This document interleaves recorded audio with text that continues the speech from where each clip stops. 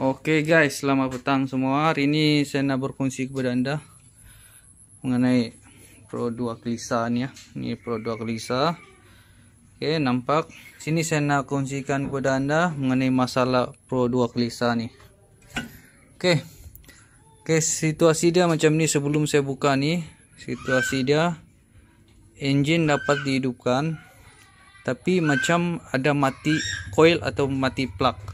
Bunyi macam dan enjin bergegar. Oke, itu situasi yang pertama lah. Dan yang kedua, dia keluar lambang enjin dekat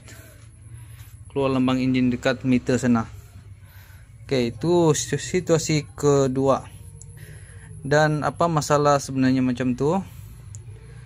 Untuk saya mengenal pasti apa masalah dia. Hai. Mau buat kerja apa? Ingin pun mau buat kerja ni, mau buat. Iya, oke. Nanti oke. Dia keluar lambang engine. Oke, keluar lambang engine. Dan saya sudah cek apa masalah dia. Dia punya api plug semua ada cantik, oke. Coil semua cantik. Oke, coil semua cantik. Dan apa yang saya iya. Oke. Jadi saya sudah mengenal pasti menggunakan test pressure. Oke, test pressure dekat plug sana, lubang plug sana masuk, oke. Dan di sini dia punya head lah. Oke, buka plug nih, buka plug di bagian dalam dan test pressure. Pressure dia ada meter punya. Jadi untuk Klisa nih, Pro 2 Klisa nih dia ada high pressure. Oke, ada pressure piston. Pressure tu, oke. Dia mesti melebihi, oke, pressure untuk Klisa Pro 2 Klisa first model punya, dia punya piston dia melengkung oke, melengkung ke dalam. Oke, artinya dia punya pressure lagi kuat daripada piston yang tidak melengkung oke. Keputusan pressure yang saya dapat selepas saya tes ni, di mana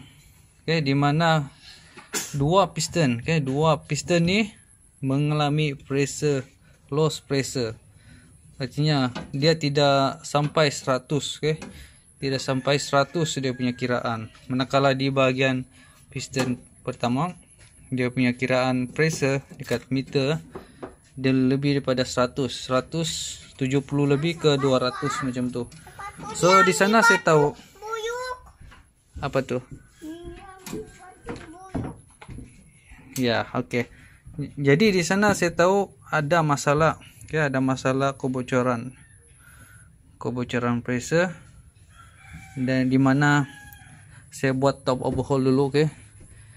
Top overhaul dan saya sudah mengenal pasti apa masalah dia. Kalau kita nampak dia punya, gasket di bagian depan nih nampak cantik. Oke, dia kedudukan dia macam ni ya, kedudukan dia cantik ya. Tiada apa-apa putus. Oke, tiada apa-apa putus. Sekali kita tengok di bagian belakang, kalau anda perasan di bagian belakang nih, oke, di bagian belakang sini mengalami gasket putus, oke, gasket dia putus. Jadi di mana pressure akan bocor di bagian sini, oke. Di sini piston nomor 1, 2 dan 3. Di sini cukup pressure, manakala di bagian 2 dan 3 tidak cukup pressure karena gasket nih putus. Oke, putus. Kalau anda perasan, ini. Oke, putus. Jadi di sana terjadilah gegaran engine yang kuat dan situasi sama seperti mati plug ataupun mati coil. Dudut bunyi dia macam tu. Yes, kotor. Oke. Jadi itulah masalah dia. dan apa yang perlu kita cek, kita kena buat overhaul dan cek dia punya gasket. Oke. Gasket ini mesti ada masalah gasket. Oke. Dan sekiranya gasket tiada putus ataupun tiada kebocoran di bagian gasket, artinya ring piston ya, ring piston kita kena buka piston ini satu-satu, baru kita cek dia punya ring piston di bagian sini, di mana di sana ada jam ataupun ada ring piston yang patah. So begitu juga sekiranya ada masalah seperti macam itulah di antara gasket ini putus ataupun ring piston ini patah ataupun jam. Oke. Selain itu penyebab, penyebab dia. Kenapa gasket ini putus? Kenapa nih gasket ini putus? Akibat daripada ada sistem, ataupun suhu enjin terlalu panas boleh menyebabkan gasket nih putus, walaupun kita menggunakan gasket yang original ataupun menggunakan besi. Apalagi kalau kita menggunakan karbon, itu memang semestinya akan hancur. Ini sudah kita pakai besi tapi putus juga, artinya suhu enjin itu terlalu panas mengakibatkan kita punya gasket nih yang longgar, ataupun gasket yang longgar, ataupun di mana-mana skru-skru yang longgar akan mendapat mampatan yang kuat, dan di sana akhirnya gasket ini putus. Jadi penyebabnya kita sudah mengenal pasti juga kenapa dia macam tu, sebab suhu panas. Jadi kenapa? Jadi pertanyaan di sini, kenapa suhu panas? Terlalu panas di bagian enjin. So kita kena cek dia punya sistem air pula. Ya nanti ya. Jadi kita kena cek dia punya sistem air pula. Macam tu kita kena cek dia punya water pump. Hose kecil di sini kita pastikan tiada kebocoran.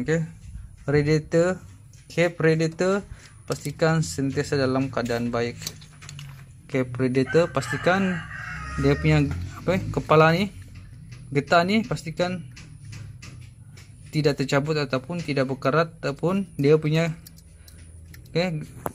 getah ni tidak keras. So pastikan semua sistem air itu tiada kebocoran dan tiada masalah. So kita dapat menyelesaikan masalah ini dengan mudah. Jangan kita nak selesaikan masalah ini seperti kita sudah buat overhaul, kita ganti gasket yang baru, dan kita sudah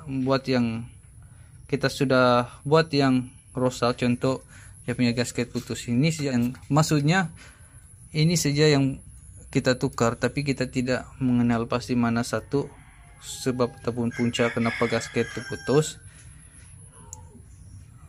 Besar kemungkinan masalah itu akan timbul balik, terjadi balik sekiranya kita tidak mengetahui ataupun kita tidak cek penyebab dia ataupun punca kenapa gasket ini putus. Ada beberapa tip yang saya sudah kongsikan kepada Anda, harap-harap memberi manfaat kepada Anda lah. Jadi itu saja, sekian dan terima kasih.